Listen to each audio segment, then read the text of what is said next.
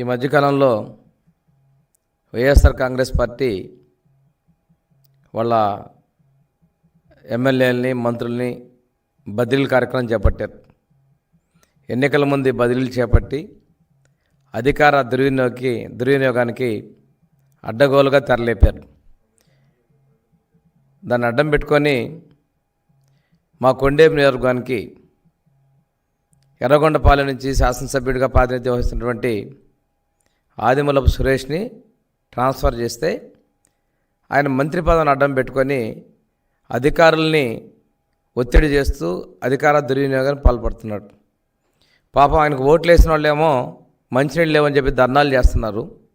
ఆయన మాటని మంచినీళ్ళు చేసినటువంటి ఆయన పార్టీ నాయకులు కార్యకర్తలేమో ధర్నాలు చేస్తూ ఉన్నారు.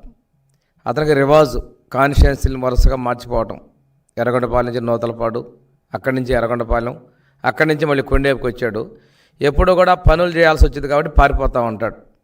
ఈరోజు వాళ్ళు నీళ్ళకి అల్లాడుతున్నా కానీ ఆయన పట్టించుకోకుండా ఇక్కడ వాలంటీర్లతో మీటింగు, అధికారులతో మీటింగులు పెట్టి పోలీసులకు ఫోన్లు చేసి పాత కేసుల్లో ఉన్నటువంటి ముద్దాయిల్ని ఒత్తిడి చేయండి, తెలుగుదేశం పార్టీలో చేరిన వాళ్ళని పిలిపించి వాళ్ళ మీద ఏదో కేసులు పెట్టి మళ్ళీ తిరిగి తీసారండి అనేటువంటిది ఒక తెర రేపుతూ ఉన్నాడు. ఇందులో భాగంగా తీసుకుంటే ఎలక్షన్ కమిషన్ ఒక పాలసీ ప్రకారం పక్క జిల్లాల నుంచి తహసీల్దార్ని ఎండిఓల్ని బదిలీలు చేశారు. ప్రకాశం జిల్లాకు వచ్చిన దానిలో మా సింగరాయకొండకి 3వ తేదీన నెల్లూరు జిల్లా నుంచి వచ్చినటువంటి శంకల రమణయ్య అనేటువంటి తహసీల్దార్ గారిని సింగరాయకొండకి పోస్ట్ చేశారు 3వ తేదీ. అదేవిధంగా 6వ తేదీన ఆయన ప్లేస్లో ట్రాన్స్ఫర్ చేసేసి జె ప్రసాదరావు అన్న అతన్ని ట్రాన్స్ఫర్ చేసుకొచ్చారు. అర్ధవీడిలో పోస్ట్ చేసిన ఆయన్ని తీసుకొచ్చి మళ్ళీ సింగరాయకొండకు పోస్ట్ చేశారు. 6వ తేదీ అయిపోయిన వెంటనే మళ్ళీ 7వ తేదీ ఈ అర్ధవీడిలో పోస్ట్ చేసినటువంటి ఆయన్ని మార్చేసి భవానీ శంకర్ అనే ఆయన్ని ట్రాన్స్ఫర్ చేశారు. ఇది 7/2/24 ఇచ్చినటువంటి కలెక్టర్ ప్రొసీడింగ్స్లో కూడా చాలా స్పష్టంగా మెన్షన్ చేయడం జరిగింది. ఇది ఎందుకు చేశారు అంటే కలెక్టర్ గారి దగ్గర నుంచి సమాధానం లేదు. ఇంతకన్నా ముందే ఎన్నికలకి ప్రాసెస్లో భాగంగా ఈ వీళ్ళు ప్రభుత్వం చేసుకున్న బదిలీల్లో అక్టోబర్ 22వ తారీఖున ఎవరైతే ఇక్కడ స్పెషల్ డిప్యూటీ కలెక్టర్గా vigilance and enforcement special deputy కలెక్టర్ని బదిలీ చేశారు. ఆయన కొండేపు నియోజకవర్గానికి ఈఆర్ఓగా ఉన్నారు. అది 22/10/23 ఇచ్చినటువంటి జీవో నంబర్ 2772 సీరియల్ నంబర్ 41లో వారు ఉన్నారు. సరే, ఆయన ప్లేస్లో సబ్స్టిట్యూట్ ఇవ్వనందున మొన్నటి వరకు ఆయన కొనసాగారు కొత్త ఓటర్ లిస్ట్ వచ్చేంతవరకు. ఆ తర్వాత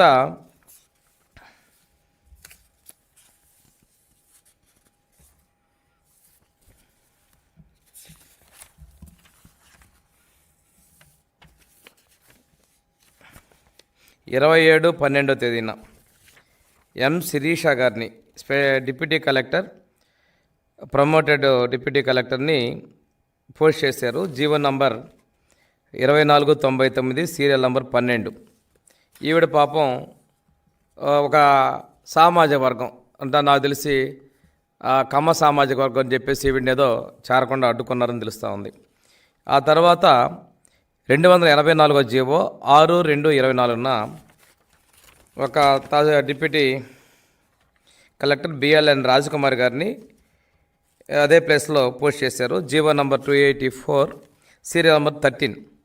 సరే, ఈవిడ ఎస్సీ మహిళ అధికారి కాకుంటే ఇక్కడ ఎవరైతే వైసీపీ ఇన్ఛార్జిగా పోటీ చేసినటువంటి ఆదిమూలపు సురేష్ గారికి వారి సొంత సామాజిక వర్గానికి చెందిన అధికారి కానందున ఆ అధికారి ఆయన సామాజిక వర్గం కానందున నీవు మహిళవి, నీవు ఈ పనులు చేయలేవు, నాకు ఇక్కడ చాలా వన్ సైడ్గా చేసే అది కావాలని చెప్పేసి చేస్తే ఆవిడ ట్రాన్స్ఫర్కి 6వ తారీఖున ఆర్డర్ పడితే ఆవిడ మధ్యలో జాయిన్ అవడానికి వస్తే చేర్చుకోకుండా వెనక్కి పంపించారు. ఇక్కడ ఈ ప్రాసెస్లో వర్క్ అంతా పెండింగ్ ఉంది. 13వ తేదీ మేము కలెక్టర్ గారి దృష్టికి తీసుకెళ్ళాం. ఆ రోజు కలెక్టర్ గారు ఆవిడని పిలిపించి విధుల్లో జాయిన్ చేసుకున్నారు. అంటే ఎన్నికల సమయంలో కీలకమైన ఎన్నికల రిటర్నింగ్ అధికారిగా ఉండేటువంటి ఈఆర్ఓని ఈ విధంగా ఆడుకుంటున్నారంటే ఖాళీగా పెట్టుకుంటూ చేస్తూ ఉన్నారు. తనకి నమ్మకమైన వ్యక్తులను తెచ్చుకునేటువంటి కొత్త దీనిలో అధికార దుర్వినియోగం స్పష్టంగా కనిపిస్తుంది.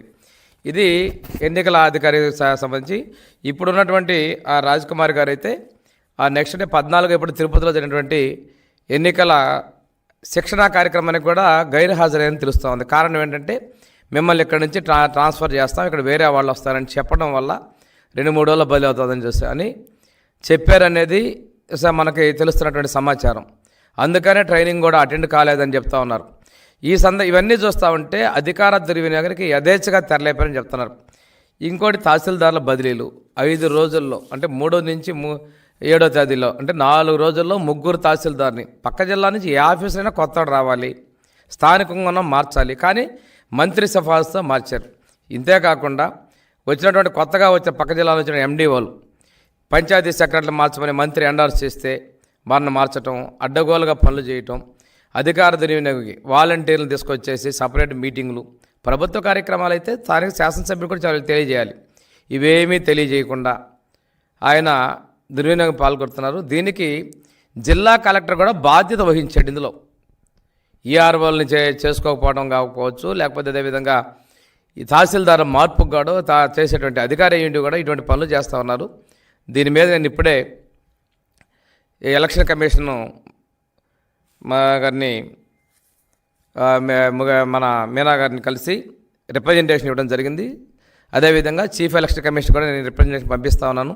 ఇటువంటి అధికార దుర్వినియోగానికి చేసినటువంటి పనులకి భవిష్యత్తులో జరగకుండా ఉండాలనేటువంటి ఉద్దేశంతో నేను కంప్లైంట్ చేయడం జరిగింది. ఈరోజు ఓటర్ లిస్ట్ కూడా ఎలక్షన్ కమిషన్ సైట్ని ప్రతిరోజు అప్డేట్ చేయాలంటే నియమ నిబంధన ఉన్నప్పటికీ కూడాను 7వ తేదీ తర్వాత నేను జిల్లా ఎన్నికల అధికారి కలెక్టర్ దృష్టికి మా ఓటర్ లిస్ట్ ఇంతవరకు అప్డేట్ కాలేదని చెప్పేసి 13-14 చెప్తే 14 రాత్రికి గాను 15 ఉదయం అప్డేట్ చేశారు. అంటే ఎంత నిర్లక్ష్యంగా వ్యవహరిస్తున్నారు.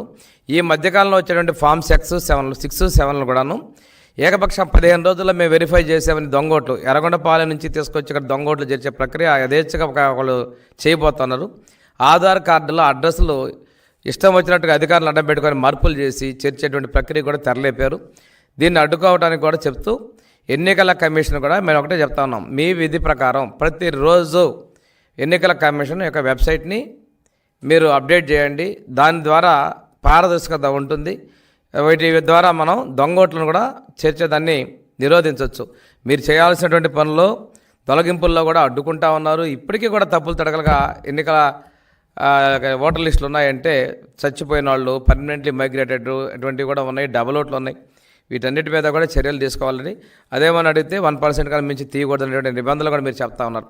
నేను ఒకటే చెప్తా ఉన్నా మంత్రికి, నేను ఎక్కడన్నా గెలుస్తానంటున్నావు. ఇటువంటి అధికార దుర్వినియోగాలు, అక్రమమైన దొంగ ఓట్లు, ఇటువంటి తప్పుడు విధానాలు అధికారాన్ని అడ్డం పెట్టుకొని చేస్తాను అనుకున్నాం కదా. అది ఎక్కడో పశ్చిమ ప్రాంతంలో గిరిజనులు, అమాయకుల ప్రాంతాల్లో సాగాయేమో కానీ ఈ కొండేపి ప్రజలు తెలియగల వాళ్ళు వలసవాదుల్ని తరిమి కొడతారు. ఇక్కడ పనిచేసే వాళ్ళకి స్థానికంగా ఉండే వాళ్ళకు ఉంటారు, కానీ ఇటువంటి దుశ్చర్యలు పాల్పడొద్దని చెప్పేసి నేను హెచ్చరిక చేస్తా ఉన్నాను.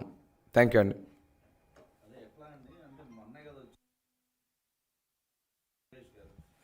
ఆయన ప్రకాశం జిల్లా ఎర్రగొండపాలెం నుంచి ఎమ్మెల్యేగా గెలిచి జిల్లా మంత్రిగా ఉన్నాడు. రాష్ట్ర వ్యాప్తంగా మంత్రిగా అడ్డం పెట్టుకొని ఆయన అధికారులను అడ్డం మీద చేస్తూ ఉన్నాడు. ఇది ఆయన వచ్చిన తర్వాతనే జరుగుతూ ఉంది. రిటర్నింగ్ ఆఫీసర్ని జాయిన్ చేసుకోలేదు. ముందు నుంచి అంటారా, ఆ సామాజిక వర్గాలు చూసి పైనుంచి చెప్పి చేసుకున్నారు. రెండోసారి వచ్చిందల్లా సొంత సామాజిక వర్గం కాదని చెప్పి పంపిస్తున్నాడు. ఈ తహసీల్దారుల మార్పులు ఎలా జరిగినాయి? కలెక్టర్ చేశాడు సొంతంగా. ఎవరు బాధ్యత వహించాలి? దానికి కూడా కొన్ని పత్రికల వార్తలు వచ్చినాయి. ఆ పత్రిక వార్తలు కూడా చూస్తే తహసీల్దార్ల బదిలీలో బంతాట. దీనికి ఏం చెప్పింది? మంత్రి ఒత్తిడితో చేశారు. దీనిలో చాలా ఉన్నాయి. అక్కడ భూముల్ని కొట్టేయాలన్న పద్ధతిలో కూడా మార్చారని చెప్పేసి కారణాలు చాలా అయింది. ఎందుకు మార్చాల్సి వచ్చింది? పక్క జిల్లా తహసీల్దార్ వచ్చినప్పుడు 1కి 2, 3 ఎందుకు మార్చారు మీరు? ఎవరి ఇంట్రెస్ట్ ఉంది ఇందులో? ఎన్నికల సంఘం కలెక్టర్ ద్వారా మేము మాట్లాడి తీసుకుంటామని చర్యలు తీసుకుంటాం అంటున్నారు. నేను చీఫ్ ఎలక్షన్ కమిషన్ కూడా కంప్లైంట్ చేస్తున్నాను దీని విషయంలో. ఢిల్లీకి పార్టీ ద్వారా చేస్తున్నాను, నేను వ్యక్తిగతంగా చేస్తున్నాను.